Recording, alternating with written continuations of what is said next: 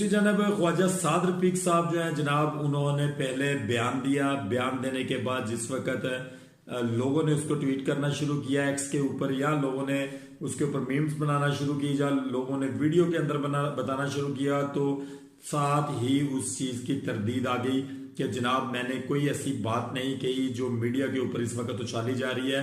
Media के ऊपर क्या उछाला जा रहा था? मीडिया के ऊपर यह बात चल रही थी कि ख्वाजा साद रफीक साहब ने नून लीग छोड़ दी है।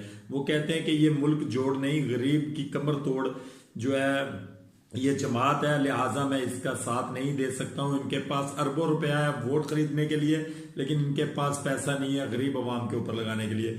उसमें उन्होंने ये कहा कि मैं शर्मिंदा हूं अवाम से, लिहाजा मैं नून लीग को खारबात कहता हूं और मैं अपनी तमाम तर जो चीजों को है वो तस्लीम करता हूं, और इसके साथ साथ कि मैं पहले ही अपनी हार तस्लीम कर चुका हूं, इसलिए मैं इसको खैर बात कहता हूं। लेकिन जनाब उसके बाद ख्वाजा